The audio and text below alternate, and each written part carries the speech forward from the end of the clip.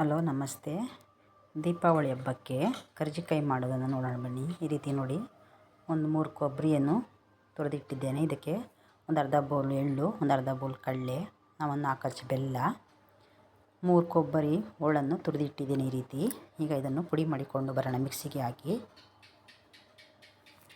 ನೋಡಿ, ಬೆಲ್ಲವನ್ನು ಹೀಗೆ ತುರಿದುಕೊಂಡಿದ್ದೇನೆ.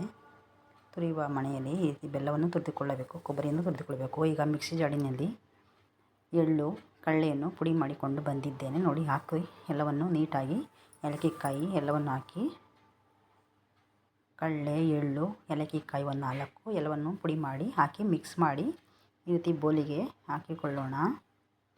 ಕರ್ಜಿಕಾಯಿ ಒಳಗಡೆ ಹಾಕೋ ಹೂರಣ ರೆಡಿಯಾಗಿದೆ.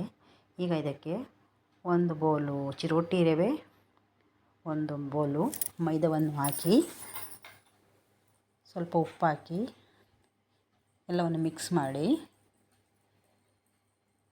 ಚಿರೋಟಿ ರವೆ ಮೈದಾವನ್ನು ನೀಟಾಗಿ ಮಿಕ್ಸ್ ಮಾಡಿ, ರುಚಿಗೆ ಸ್ವಲ್ಪ ಉಪ್ಪು ಹಾಕಿ, ಸ್ವಲ್ಪವೇ ನೀರು ಹಾಕಿಕೊಂಡು ಚಪಾತಿ ಹಿಟ್ಟಿನ ಅದಕ್ಕೆ ಕಲಸಿಕೊಳ್ಳೋಣ. ನೋಡಿ, ಈ ರೀತಿ ನೀಟಾಗಿ ಎರಡನ್ನು ಮಿಕ್ಸ್ ಮಾಡಿ ಈ ರೀತಿ ಒಂದು ಅರ್ಧ ಅವರ್ ಬನಿ ಬಂದ ಮೇಲೆ ಈ ರೀತಿ ಉಂಡೆಗಳನ್ನು ಮಾಡಿಕೊಂಡು ಈ ರೀತಿ ಸಣ್ಣಗೆ ಎಲ್ಲವನ್ನು ಅರೆದುಕೊಂಡು, ಈಗ ಇದನ್ನು ಹೂರಣವನ್ನು ತುಂಬಿಕೊಂಡು ಕರ್ಜಿಕಾಯಿ ಶೇಪನ್ನು ಮಾಡಿಕೊಳ್ಳೋಣ. ಈ ರೀತಿ ಕರ್ಜಿಕಾಯಿ ಮಾಡುವ ಶೇಪಿಗೆ ಅರೆದಿಟ್ಟಿರುವ ಹಿಟ್ಟನ್ನು ಈ ರೀತಿ ನೀಟಾಗಿ ಹಾಕಿ ಇದಕ್ಕೆ ಹೂರಣವನ್ನು ತುಂಬಿಕೊಳ್ಳೋಣ. ಈ ರೀತಿ ಕರ್ಜಿಕಾಯಿ ಮಾಡಿದರೆ ತುಂಬ ಚೆನ್ನಾಗಿರ್ತದೆ. ಕೊಬ್ಬರಿ ಹಾಕಿ ಮಾಡಿದರೆ, ಬೆಲ್ಲ ಕೊಬ್ಬರಿ ಹಾಕಿದರೆ ತುಂಬ ರುಚಿಕರವಾಗಿರುತ್ತದೆ.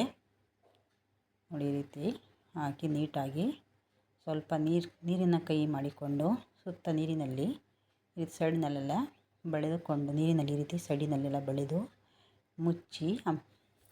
ಮುಚ್ಚಿ ಪ್ರೆಸ್ ಮಾಡಿದರೆ ಕರ್ಜಿಕಾಯಿ ನೀಟಾಗಿ ಕಚ್ಚಿಕೊಂಡು ನೀಟಾಗಿ ಬರ್ತದೆ. ಇಲ್ಲವಾದರೆ ಎಣ್ಣೆಯಲ್ಲಿ ಫ್ರೈ ಮಾಡುವಾಗ ಬಿಟ್ಟುಕೊಂಡು ಹೂರಣವೆಲ್ಲ ಕೆಳಗೆ ಈಚೆಗೆ ಬಂದು ಬಿಡುತ್ತದೆ.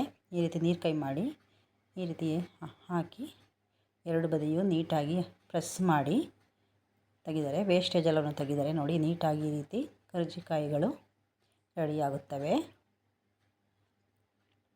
ಈಗ ಇದನ್ನು ಎಲ್ಲ ನೋಡಿ ಈ ರೀತಿ ಮಾಡಿಟ್ಟುಕೊಳ್ಳಬೇಕು. ಒಂದು ಸ್ವಲ್ಪ ಮಾಡಿ ಎಲ್ಲ ಇಟ್ಟಿದ್ದೇನೆ. ಈಗ ಎಣ್ಣೆ ಕಾಯಲು ಇಟ್ಟಿದ್ದೇನೆ.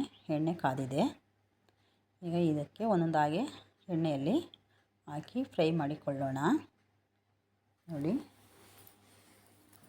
ಈ ರೀತಿ ಕರ್ಜಿಕಾಯಿ, ಬೆಲ್ಲದ ಕರ್ಜಿಕಾಯಿ ತುಂಬ ರುಚಿಕರವಾಗಿರ್ತದೆ. ಆರೋಗ್ಯಕ್ಕೂ ತುಂಬ ಒಳ್ಳೆಯದು ಬೆಲ್ಲದಲ್ಲಿ ಮಾಡಿದರೆ. ಕೆಲವರು ಸಕ್ಕರೆಯಲ್ಲೂ ಮಾಡುತ್ತಾರೆ, ಆದರೆ ನಮ್ಮ ಮನೆಯಲ್ಲಿ ನಾವು ಬೆಲ್ಲದಲ್ಲಿ ಮಾಡುತ್ತೇವೆ. ಈ ರೀತಿ ಮಾಡಿದರೆ ತುಂಬ ರುಚಿಕರವಾಗಿರ್ತದೆ. ನೀವು ಒಮ್ಮೆ ಈ ರೀತಿ ಬೆಲ್ಲದಲ್ಲಿ ಮಾಡಿ ರುಚಿ ಹೇಗಿದೆ ಎಂದು ಕಮೆಂಟ್ ಮಾಡಿ ನನಗೆ ತಿಳಿಸಿ. ಎಲ್ಲ ಗರಿಯಾಗಿ ಬೆಂದು ಚಿರೋಟಿ ರವೆ ಮೈದಾ ಹಾಕಿ ಮಾಡಿರೋದ್ರಿಂದ ಕರ್ಜಿಕಾಯಿಗಳು ಗರಿಯಾಗಿ ತುಂಬ ಚೆನ್ನಾಗಿ ಬಂದಿರುತ್ತದೆ. ನನ್ನ ಚಾನಲ್ಗೆ ಸಬ್ಸ್ಕ್ರೈಬ್ ಮಾಡಿ, ಲೈಕ್ ಮಾಡಿ.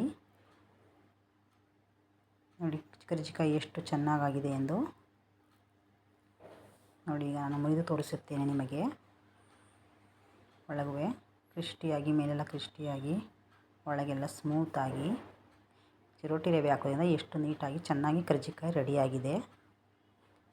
ತುಂಬ ರುಚಿಕರವಾಗಿದೆ. ನೀವು ಒಮ್ಮೆ ಮಾಡಿ ನೋಡಿ ಈ ರೀತಿ.